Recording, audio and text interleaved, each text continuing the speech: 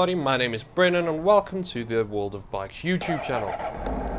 So today on review we've got a 2006 Honda CBR600RR, and unfortunately I am a little bit biased in terms of these motorcycles because they are by far my favorite SuperSport, that being the 600 CBRs as well as the 1000. So let's dive right into it. Let's quickly run through some specs on this motorcycle. 599 cc's, dual stage fuel injection, electric starting obviously, 117 horsepower at 13,000 rpms, 66 newton meters of torque at 11,000 rpms, 6-speed chain driven aluminium twin spar frame, 41mm inverted forks in the front, the unit pro link HMAS single shock in the rear, both of those being spring preload rebound compression dampening adjustability. From there on out, front discs, we've got two 310mm front discs with 4-piston calipers, and in the rear we've got a 220mm disc with a 1-piston caliper. That being said, I'm a very big fan of the brakes on Hondas. I've never been let down and I've always been able to trust these brakes. I'm not sure what it is exactly about them, but they work exceptionally well. Comparing this against the Africa Twin we reviewed earlier this year, had good brakes. Comparing it to the bullnose 1000cc CBR we did last year, had good brakes. Even the 07 CBR we did last year, the 600, had good brakes. These brakes on these motorcycles are great, and it is definitely a big factor for me. Because ultimately, when it comes to riding a motorcycle, you're going to only ride it as fast as you can stop, and that is exceptionally important, and I think it definitely needs to be highlighted. So moving on from there, we've got a weight of 191 kilograms. That is full of oil, full of fuel, full of everything. That is the absolute weight of the bike, fully stacked up. It's got an 18-liter fuel capacity, which is really more than enough. It should give you roughly on this motorcycle about 230 to 250 kilometers on a tank. That is without really diving in too deep into your reserve. And then it's got a 0 to 100 km/h speed, well, time of 3.13 seconds. With that being said, you are going to need to be a rather talented rider to be able to execute that, because launching these bikes to hit that speed in that time is not an easy task, especially when it comes down to keeping that front wheel down and finding the balance of still staying high enough in the RPM for it to accelerate quick. With a top speed of 255.9 kilometers per hour, so you can roughly say 256, it definitely has some get up and go. I'm a big fan of 600cc SuperSports because I do find that 1000cc SuperSports are just ridiculous.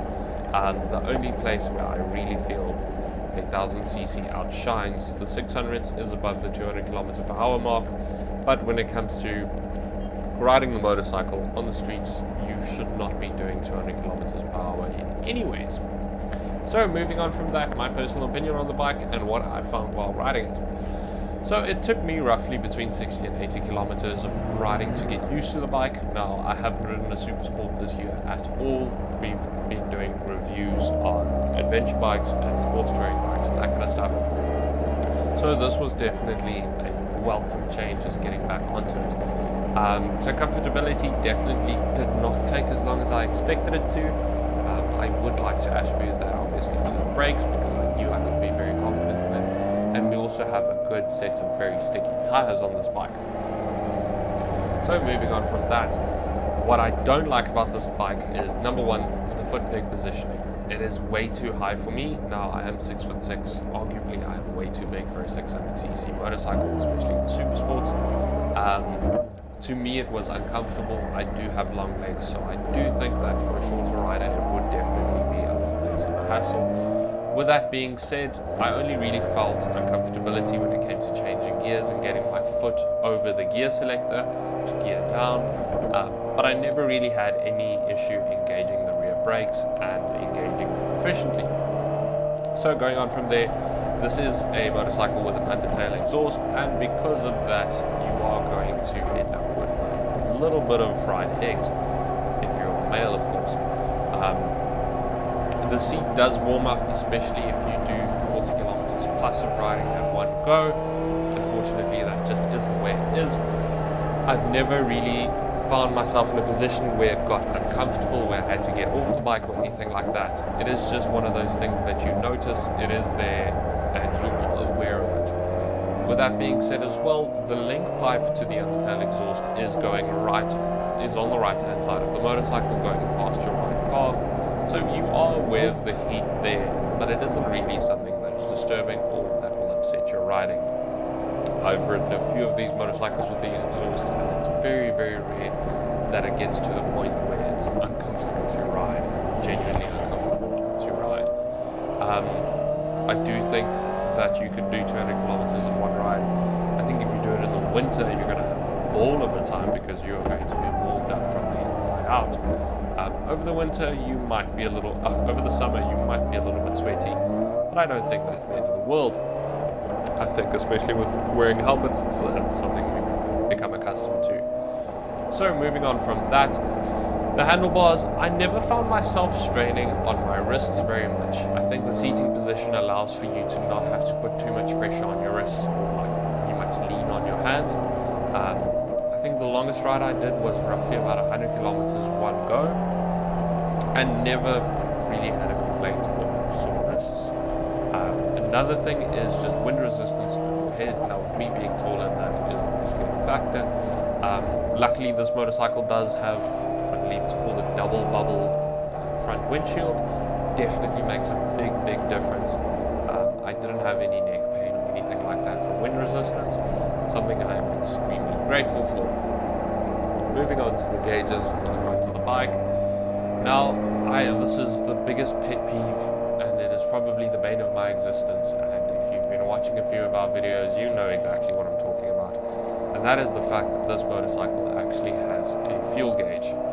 I love motorcycles with a fuel gauge. It is the most annoying thing in the world to me when motorcycles don't have fuel gauges, because you never really know when you're running out of fuel, depending on how you're riding, where you're riding. It is a contributing factor.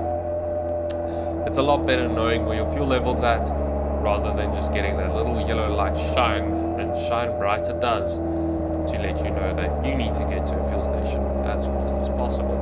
Having that peace of mind definitely allows you to ride a little bit more with ease, especially if you're on a longer trip. Now, following on from that, continuing on the gauge clusters, I really like the analog tachometer, because it is really nice watching that little needle turn on a bike that is as high revving as this and how quick it revs. It is really good to watch just yourself running through the RPMs as you are gaining speed, especially when you're jumping on the freeway or something like that. Another thing I really like is the digital speedometer, especially when you are jumping onto a freeway or something like that where you know you are accelerating rather hard. It is nice to just be able to glance down and immediately see what speed you are doing. It is so much better than having to look in between the analog needle and try and figure out where you're going or what speed you're going while the needle is still going. So that is definitely a big plus for me. Another thing that I would have liked to see on it that unfortunately isn't there is a gear indicator. It's not a necessary thing, but it is a really nice thing to have. It's kind of like a quick shifter, and the day you get one is the day you want one forever, and you never want to ride a bike without it. So that is something that I would like to see on the motorcycle. Obviously, you get universal aftermarket options, which are really cheap to do and are an option. So that is something that can be remedied rather quickly, unlike, for example, a fuel gauge. So moving on from that, it was very easy for me to find comfort in this motorcycle and trust. I knew how hard I could push it, I knew where I could push it, I knew how to put it into the corners relatively quickly. It really didn't take me long to get to that stage. Obviously, I do think the sticky tires contributed, but I think the most contributing factor would be its linear power band. So I have spoken about this a little bit earlier, but I really do like emphasizing it, just because I think it is what makes this motorcycle so good. I definitely do think that Honda had precision in mind, because everything on the bike just feels tight. It's the easiest way I can explain it. Gear shifts are tight, they're smooth. All of your levers, your throttle action, everything. It is smooth, it is tight, it is precise. It is something that I genuinely do enjoy about these motorcycles. There's no loosey-goosiness around it. You know everything's tight, everything's straight, everything works the way it does. So please, if you guys have any comments, please pop them down in the comment section below. If you have an experience with riding this motorcycle, please tell me about it in the comment section below. Tell me what you thought of it. Tell me what you think I am wrong about. Tell me what you like. Please hit that subscribe button. We are trying to push to get to 1,000 subscribers. And smash that like button for the algorithm. I would really appreciate it. So that's me for today. I hope that you guys have had a wonderful time with us. Thank you, and bye for now.